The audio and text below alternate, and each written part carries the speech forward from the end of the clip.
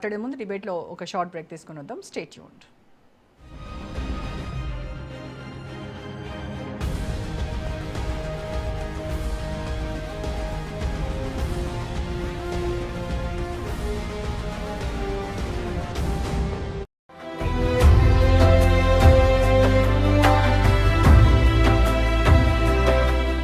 తరతరాలుగా తరగని స్వర్ణ బంధాలు మన మానిపల్లి జ్యువెలర్స్.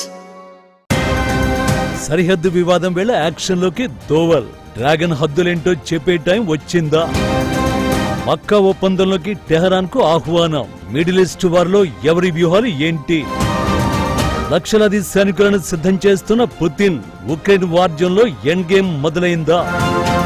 బోరింగ్ టాపిక్ రాత్రి 9:30 గంటలకు మీ రాజ్ న్యూస్ లో. ప్రజలకు ఎటువంటి సేవా కార్యక్రమాలు అందిస్తున్నారు?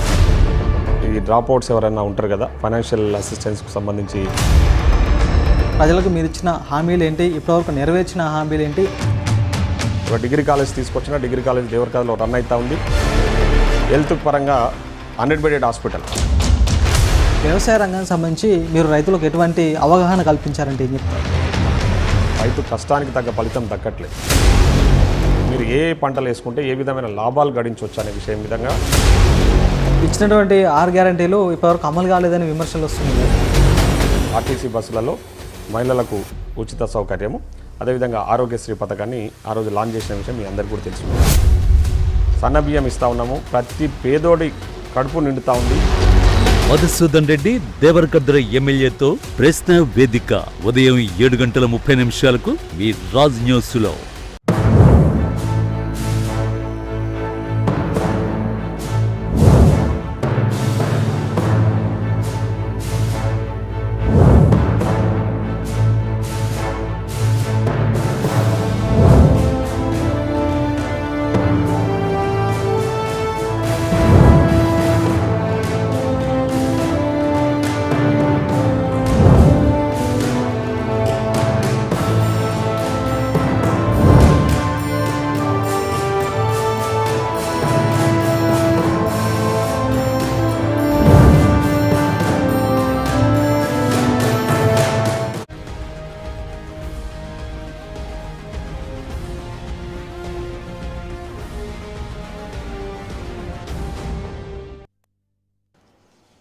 రైట్, ఇక విశ్లేషకులు కోటేశ్వరరావు గారితో మాట్లాడదాం.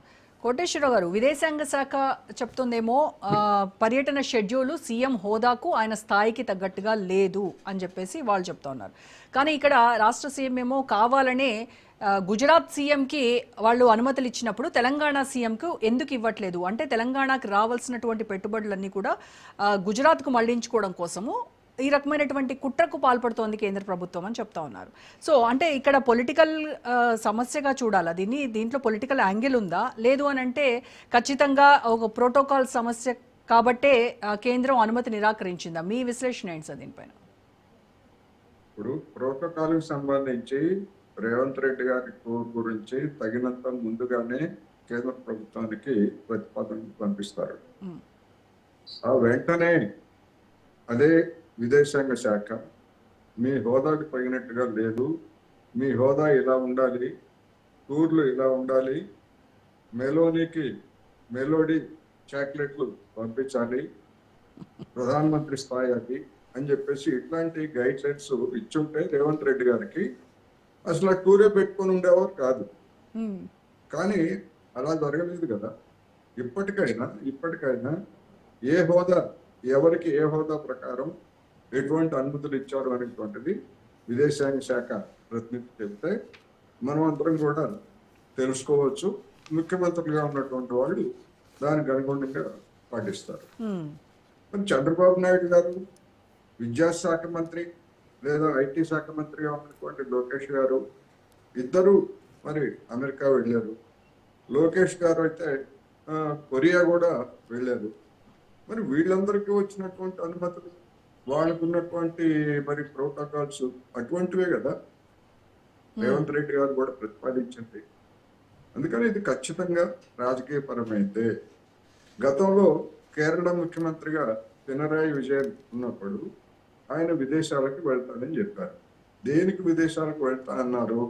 అక్కడ సంభవించినటువంటి ప్రకృతి విలయాలకు విదేశాల్లో ఉన్నటువంటి సెటిల్ అయినటువంటి మలయాళీలకు పెద్ద ఎత్తున మేము విరాళాలు ఇస్తాము, మీరు రండి కార్యక్రమాలు ఏర్పాటు చేయండి అని ఇన్వైట్ చేస్తే విదేశాల్లో మనం విరాళాలు తీసుకోవడం మన దేశ హోదాకి భంగకరం అనేటువంటి పేరుతోటి అప్పుడు పినరాయి విజయన్కి అనుమతి నిరాకరించింది.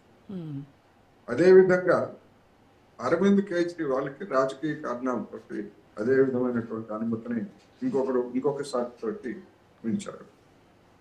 మరి మిగతా ముఖ్యమంత్రులకి, బీజేపీ ముఖ్యమంత్రులకి లేకపోతే బీజేపీకి మద్దతు ఇచ్చేటువంటి వాళ్ళకి ఏ ప్రాతిపదికన ఇస్తున్నారు అనేటువంటిది ఒకటైతే, మన నరేంద్ర మోడీ గారు దాదాపు 100కు పైగా సెంచరీ కొట్టారు. ఏమి సాధించారు? ఆయన హోదాకు తగినట్టుగానే ఇటలీ ప్రధాని మెలోనీకి మెలోడీ చాక్లెట్లు ఇచ్చి ఎంత అభాస్ పాలయ్యారో దేశవ్యాప్తంగా, ప్రపంచవ్యాప్తంగా యావత్ ప్రపంచం, యావత్ మీడియా కూడా చూసింది కదా. మరి ఆ నిర్వాహకం సంగతి ఏమిటి అనేటువంటి ప్రశ్నలు కూడా మరి అదే విదేశాంగ శాఖ లేకపోతే అదే కేంద్ర ప్రభుత్వం చూడాలి. అందుకని ఇక్కడ ఒకటి మాత్రం స్పష్టంగా కనిపిస్తూ ఉంటాయి.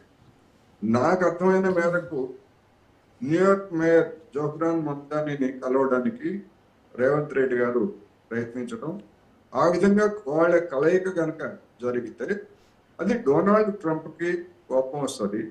డొనాల్డ్ ట్రంప్తో పాటు నాకు గనక అధికారం ఉంటే ఇజ్రాయెల్ ప్రధాని నెతన్యాహు న్యూయార్క్ వస్తే అరెస్ట్ చేసి జైల్లో పెట్టాలని చెప్పేసి అదే జోహ్రాన్ మమ్దానీ చెప్పారు. ఆ నెతన్యాహుకి జిగిని దోస్తు, ఆ ట్రంప్కి జిగిని దోస్తు నరేంద్ర మోడీ గారు. అటువంటి జోహ్రాన్ మమ్దానీని కలిస్తే వాళ్ళకి ఎక్కడికి ఆగ్రహం వస్తుందో అనేటువంటి కారణం తప్ప దీనిలో మిగతా విషయాలన్నీ టెక్నికల్ గా చెప్పేటువంటి కారణాలు. దేశాంగ శాఖ ఏమన్నా వాడు చెప్పినంత వేద ప్రమాణం అది. అనేక అంశాల మీద మాట్లాడలేదు. భారతదేశానికి లేదా ప్రధానమంత్రి హోదాకి అవమానకరంగా డొనాల్డ్ ట్రంప్ వివిధ సందర్భాల్లో మాట్లాడినప్పుడు, లేదా అమెరికా వివిధ సందర్భాల్లో నివేదికలు ఇచ్చినప్పుడు మరి ఇదే విదేశాంగ శాఖ ఎందుకు మౌనంగా ఉంది అంటే అదే ఆత్మగౌరవం. అందుకని ఖచ్చితంగా రేవంత్ రెడ్డి గారి పర్యటన వెనకాల, రద్దు వెనకాల రాజకీయపరమైనటువంటి కారణాలు ఉన్నాయి. ఇక పెట్టుబడులు తెస్తారా లేకపోతే లేదా, లేకపోతే అవగాహన ఒప్పందాలు కుదుర్చుకుంటారా లేదా అనేటువంటిది అది వేరే అంశం. నిజంగా విదేశీ సంస్థలని అడ్డుకుంటున్నారా లేకపోతే వీళ్ళు అనుమతిస్తున్నారా? కేంద్ర ప్రభుత్వ విధానం ఏమిటి? బార్లా తెరిచారు కదా కేంద్ర విదేశీ యూనివర్సిటీలకు అందరికి కూడా బార్లా తెరిచారు కదా. అంటే వాళ్ళు చంద్రబాబు నాయుడు లేకపోతే సింగపూర్ వెళ్ళి లేకపోతే అక్కడికి వెళ్ళి ఇక్కడికి వెళ్ళి మీరంతా విదేశీ యూనివర్సిటీలు అంతా పెట్టండి అమరావతిలో అంటేనేమో అది మంచిది.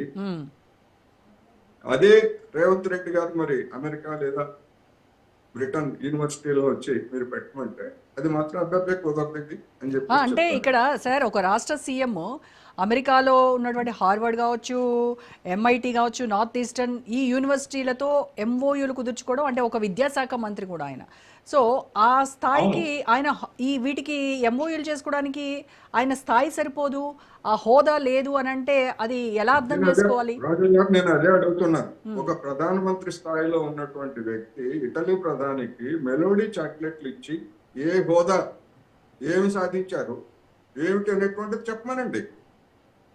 ఒక ప్రధానమంత్రికి గిఫ్ట్ ఇవ్వచ్చు లేదా ఇంకోటి ఇవ్వచ్చు భారతదేశం తరఫున, కానీ మెలోడీ చాక్లెట్లు ఇచ్చి ఒక కంపెనీకి బ్రాండ్ అంబాసిడర్ లాగా మెలోడీ చాక్లెట్ని ఎంత పెద్ద ఎత్తున ప్రమోట్ చేశారు. ఒక ప్రధానమంత్రి, ఇటలీ ప్రధానమంత్రికి ఇటలీలో చాక్లెట్లు దొరకవండి? అంత కదుగుతా ఉందా ఇటలీ ప్రధానమంత్రి కార్యాలయం? అందువల్ల ఇలాంటి చౌకబారు వ్యవహారాలన్నీ చేసినటువంటి వాళ్ళు అప్పుడు లేనటువంటిది ఒక ముఖ్యమంత్రి, విద్యామంత్రిగా ఉన్నటువంటి వ్యక్తి ఒక ప్రతిష్టాత్మకమైనటువంటి యూనివర్సిటీ తోటి అవగాహన కుదుర్చుకుంటే అది హోదాకి తక్కువ ఎవరు నిర్ణయించారు చెప్పండి. ఇప్పటికైనా చెప్పండి మీరు బహిరంగంగా ఏ ముఖ్యమంత్రి, ఏ మంత్రి ఏ హోదాతో ఏ దేశం వెళ్ళాలి, ఎలా వెళ్ళాలి, ఎలా టికెట్ కొనుక్కోవాలి అని చెప్పమనండి. మీకు చిత్తశుద్ధి ఉంటే అదేమీ చెప్పరు. అందుకని ఇవన్నీ కూడా ఖచ్చితంగా దీని వెనకాల రాజకీయాలు ఉన్నాయి. అయితే వీటిని బీజేపీ వాళ్ళు ఏ విధంగా ఉపయోగించుకుంటారు డైవర్ట్ చేయడానికి. ఇప్పుడు సోషల్ మీడియాలో వచ్చే ఈ కారణంగానే కొండా సురేఖ వీళ్ళందరూ వచ్చారు, అందుకని ఖర్గే రమ్మని చెప్పాడు.